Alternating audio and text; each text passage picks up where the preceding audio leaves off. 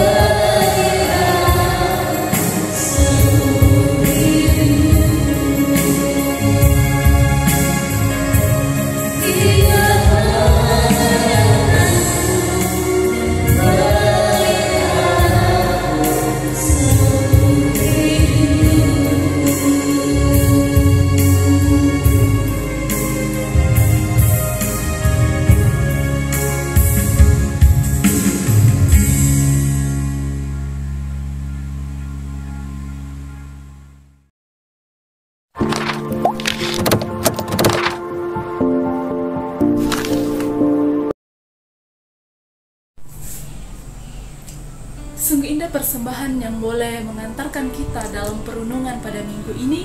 Dan yang menuntun renungan kita pada minggu ini terambil dari Matius pasalnya yang ke-20 ayat yang pertama hingga ayatnya yang ke-16. Jika memungkinkan teman-teman untuk membuka Alkitab, mari kita bersama-sama membuka kebenaran firman Tuhan ini dan kita akan membacanya bersama-sama. Tetapi sebelum itu, mari kita berdoa untuk meminta pertolongan. Lebih kita dikuatkan lagi untuk memahami dan mengartikan apa arti dari kebenaran firman Tuhan. Mari kita berdoa. Bapa dalam kerjaan sorga, Tuhan, tentunya kami datang mengucap syukur kepadamu. Terima kasih Tuhan buat waktu yang Tuhan sudah anugerahkan terhadap kami anak-anak-Mu. Dan pada saat ini Tuhan, kami mau belajar dari kebenaran firman Tuhan.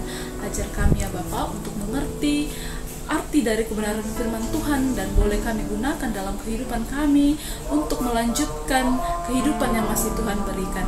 Ajar kami Tuhan dan bersama-sama dengan kami untuk memahami serta mengartikan kebenaran firman-Mu. Dalam nama Tuhan Yesus kami berdoa dan mengucap syukur. Haleluya. Amin. Rekan-rekan, saudara-saudara yang kekasih dalam Tuhan, saya akan membacakan kebenaran firman Tuhan ini dan mari kita menyimaknya bersama-sama. Dan pembacaan kita dalam minggu ini terambil dari Matius pasal 20 ayatnya pertama hingga ayatnya yang ke-16 yang berjudul demikian, perumpamaan tentang orang-orang upahan di kebun anggur. Adapun hal kerjaan sorga sama seperti seorang tuan rumah yang pagi-pagi benar keluar mencari pekerja-pekerja untuk kebun anggurnya. Setelah ia sepakat dengan pekerja-pekerja itu mengupah sedinar sehari, ia menyuruh mereka ke kebun anggurnya. Kira-kira pukul 9 pagi ia keluar pula dan dilihatnya ada lagi orang-orang menganggur di pasar. Katanya kepada mereka, "Pergi jugalah kamu ke kebun anggurku dan apa yang pantas akan kuberikan kepadamu." Dan mereka pun pergi. Kira-kira pukul 12 dan pukul 3 petang ia keluar pula dan melakukan sama seperti tadi. Kira-kira pukul 5 petang ia keluar lagi dan mendapati orang-orang lain pula. Lalu katanya kepada mereka, "Mengapa kamu menganggur di sini saja sepanjang hari?" Kata mereka kepadanya, "Karena tidak ada orang yang mengupah kami." Katanya kepada mereka, "Pergi jugalah kamu ke kebun anggurku." Ketika malam tuan itu berkata kepada mandornya, "Panggillah pekerja-pekerja itu dan bayarkan upah mereka, mulai dengan mereka yang masuk terakhir hingga mereka yang masuk terdahulu." Maka datanglah mereka yang mulai bekerja kira-kira pukul 5 dan mereka menerima masing-masing 1 dinar. Kemudian datanglah mereka yang masuk terdahulu, sangkanya akan mendapat lebih banyak, tetapi mereka pun mendapat masing-masing 1 dinar juga. Ketika mereka menerimanya, mereka bersungut-sungut kepada tuan itu. Katanya, "Mereka yang masuk terakhir ini hanya bekerja 1 jam.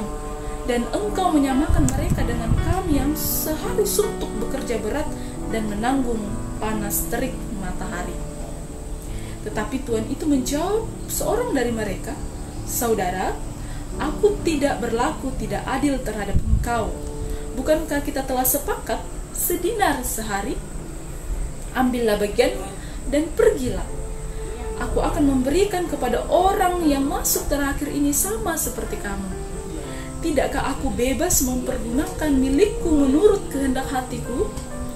Atau irikah engkau karena aku murah hati?" Demikian orang yang terakhir akan menjadi yang terdahulu, dan yang terdahulu akan menjadi yang terakhir. Amin. Kebenaran firman. Sungguh indah kebenaran firman Tuhan yang boleh kita baca bersama, dan biarlah firman Tuhan ini boleh menjadi pedoman dalam kehidupan kita untuk menyatakan kasih karunia Tuhan yang nyata dalam kehidupan kita. Amin.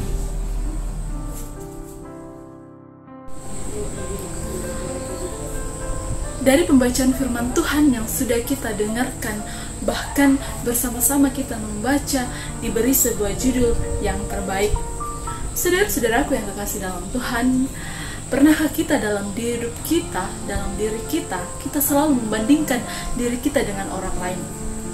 Kita selalu bertanya dalam diri kita, mengapa saya itu berbeda dengan si A? Mengapa saya kok pekerjaan saya kok cuma serabutan? Sedangkan dia, saya ini lulusan sarjana, tetapi kok dia yang cuma lulusan SD, dia boleh memperoleh pekerjaan yang lebih baik? Ataukah kita pernah bertanya dalam diri kita, mengapa saya sudah bertahun-tahun bekerja, saya sudah memenuhi apa yang dikatakan bos saya selalu disiplin waktu, saya selalu memberikan yang terbaik untuk sebuah perusahaan saya, tapi kok gaji-gaji saya itu seperti ini, sedangkan si dia yang biasa saja, dia melebihi dari apa yang saya kerjakan, jadi gajinya bertambah. Ataukah kita pernah juga bertanya dalam diri kita, mengapa saya selalu ini ditimpa problem, ditimpa masalah, ditimpa pergumulan yang tak pernah tiada hentinya. Sedangkan orang lain hidupnya enak-enak saja, hidupnya sangat luar biasa, dia menjalaninya enjoy-enjoy saja, kayak tidak ada masalah yang dia hadapi. Sedangkan saya selalu menghadapi sebuah masalah. Ataukah kita juga pernah berpikir dalam diri kita mungkin berpikir seperti ini, saya ini anggota PPGT, saya rajin bersekutu dengan Tuhan, belum lenceng saya sudah ada di gereja, tetapi mengapa saya ini sesuatu yang atau hal yang saya ingin rencanakan itu tidak pernah terwujud dengan baik? Lah, dia yang di sana, dia bukan pengurus, dia bukan orang yang selalu memberikan waktunya untuk melayani, tetapi apa yang dia rencanakan itu mulus, beda dengan saya. Nah, saudara-saudaraku, dari ilustrasi tadi itu menggambarkan kita berada pada fase perbandingan. Fase perbandingan, membanding-bandingkan diri kita dengan orang lain. Dan pada fase ini kita berupaya berpikir bahwa Tuhan itu tidak ada, sehingga muncullah sebuah perbandingan ini dalam diri kita, menganggap bahwa saya ini berbeda, saya ini merasa terpuruk, saya ini lain dari yang lain daripada orang lain. Artinya bahwa kita sudah membandingkan diri kita dengan orang lain yang membawa kita pada fase bahwa Tuhan itu tidak sayang, Tuhan itu tidak ada pada saat apa yang saya ingin capai atau apa yang saya ingin rencanakan. Nah, saudara-saudaraku, dari pembacaan firman Tuhan yang sudah kita baca dan dengarkan bersama-sama, di sana diceritakan seorang tuan kebun anggur, di mana seorang tuan kebun anggur pada pembacaan kita mengisahkan dia memperkerjakan beberapa pekerja dengan upah sehari itu adalah sedinar. Sedinar itu kalau kita bawa dalam sebuah rupiah itu 48.000, ya. Jadi pada saat itu pekerja itu diupahi dengan 1 dinar, dalam artian 48.000 satu hari. Tetapi sebelum mereka melakukan pekerjaannya, mereka terlebih dahulu ditanya oleh tuan kebun anggur bahwa mereka akan dipekerjakan dengan upah yang sedinar. Jadi mereka ada yang masuk pada pagi hari, mereka ada masuk pada siang hari, bahkan sampai petang hari. Nah, setelah selesai bekerja, seluruh pekerja dipanggil, baik yang masuk dari pagi, siang hari, sampai petang hari. Ketika mereka dipanggil, ya, mereka dipanggil yang terlebih dahulu yang masuk pada bekerja pada petang hari. Jadi dia mendapatkan upah 1 dinar, sama dengan kesepakatan yang telah disepakati sebelum mereka bekerja. Setelah itu masuklah pekerja yang masuk lebih awal atau masuk lebih pagi.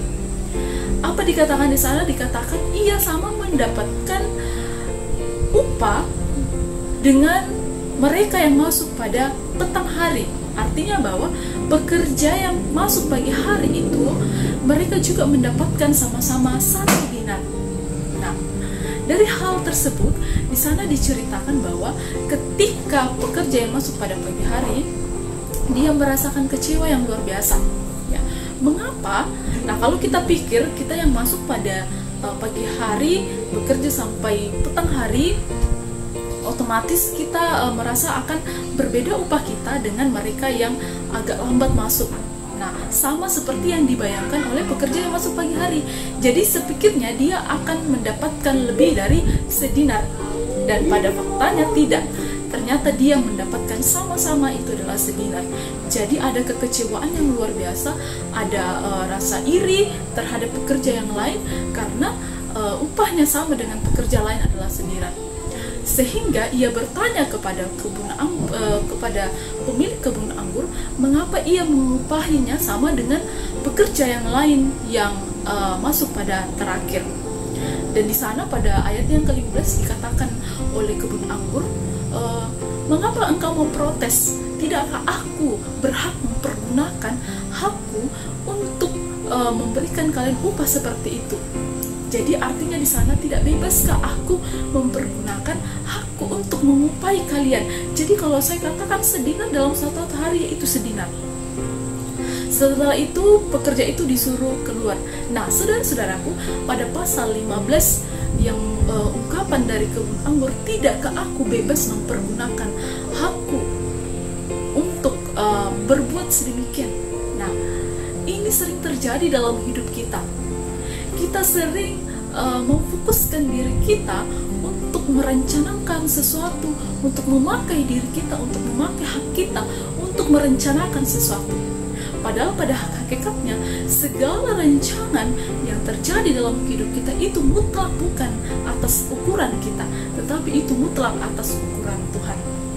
Sehingga kita sering timbul rasa iri hati, dengki terhadap saudara-saudara kita yang mengalami kesuksesan berkatnya, karena Tuhan sudah merencanakan atau sudah membuat sama seperti yang orang lain, sehingga kita boleh berdiam, berserah dan berpengharapan sama Tuhan. Tuhan itu tidak membeda-bedakan, Tuhan itu tidak memilih si A, Tuhan itu tidak melihat dari sisi kayanya seseorang, kulitnya putih, kulitnya hitam, dia cantik, dia ganteng, tapi Tuhan itu menyamaratakan. Tinggal kita bagaimana cara merespon. Sehingga saudara-saudaraku, mari kita bersama-sama menanamkan dalam diri kita bahwa waktu Tuhan itu adalah waktu yang terbaik. Terpujilah nama Tuhan, haleluya, amin. Baiklah saudara-saudara, kiranya perenungan kita pada saat ini boleh lebih menguatkan kita untuk menjalani, untuk memaknai waktu yang Tuhan sudah anugerahkan terhadap kita. Terpujilah nama Tuhan, haleluya, amin.